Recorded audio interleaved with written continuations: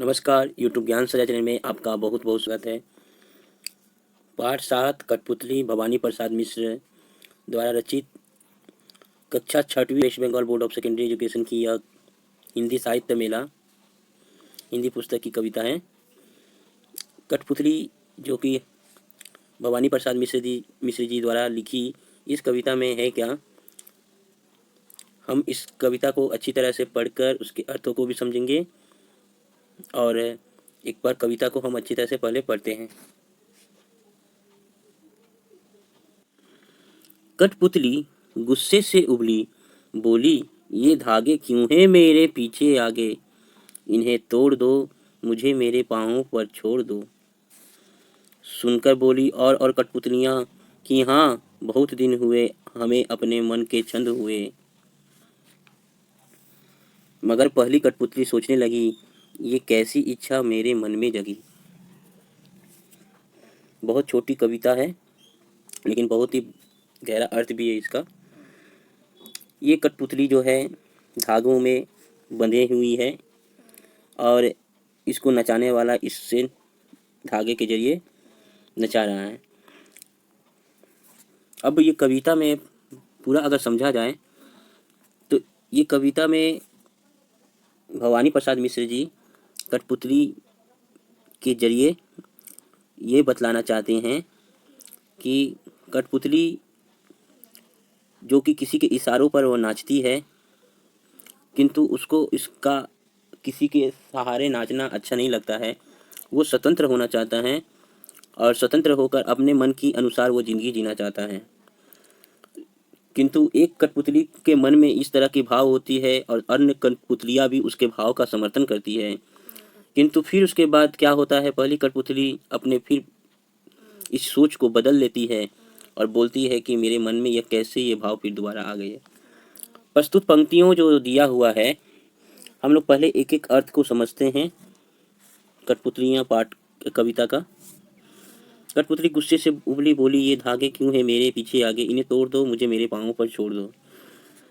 एक कठपुतली है जो गुस्सा से उबल गई है, मतलब बौखला गई है और बोल रही है कि ये आगे क्यों है मेरे पीछे आगे, इन्हें तोड़ दो मुझे मेरे पाँवों पर छोड़ दो। वो चाहती है कि धागा से ना बंध करके वो स्वतंत्र होना चाहती है और अपने स्वतंत्रता का पूरा वो लाभ लेना चाहती है। कविता में यह बतलाना चाहते हैं कवि कठपुतली के सहारा कि वो भी इंसान जो गुलामी की ज़िंदगी जी रहा है और किसी के तानाशाही, किसी के व्यवस्था के अधीन होकर वो उनके इशारों पर नाच रहे हैं, उनके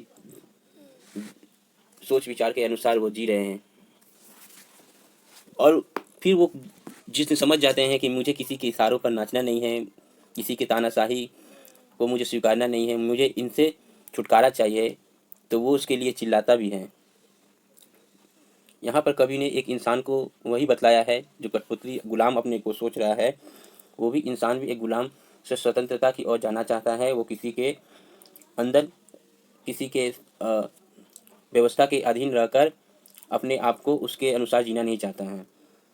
अब उसको जिस तरह से वो उसका शोषण करता है, उसका हनन करता है, वो चीज़ ना करके वो आज़ाद होना चाहता है।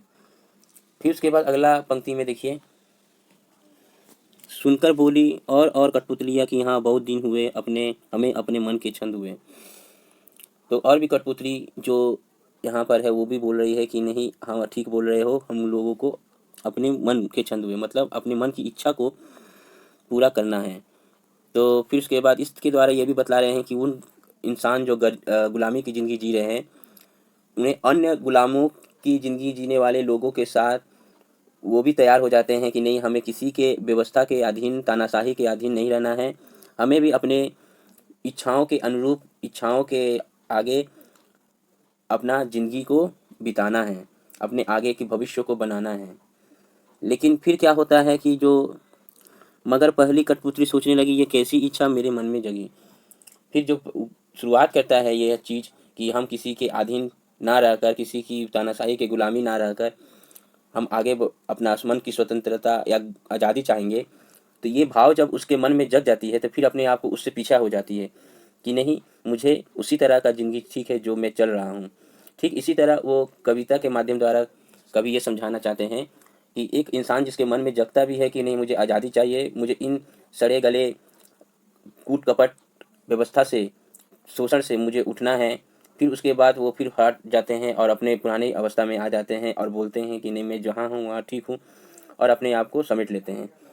तो इस कविता के द्वारा कवि ने यही समझाया है कि गुलामी के जंजीरों में बंधकर वो नाचते रहते हैं और उनके अनुसार चलते रहते हैं, लेकिन जब आवाज़ उठाते हैं तो फिर वो अपने को पीछे की ओर लेके चले जाते हैं कि नहीं जो है मैं उसी में ठीक हूँ, और अपने आप को उसी में पूरा ज़िंदगी बिताना वो सही समझते हैं।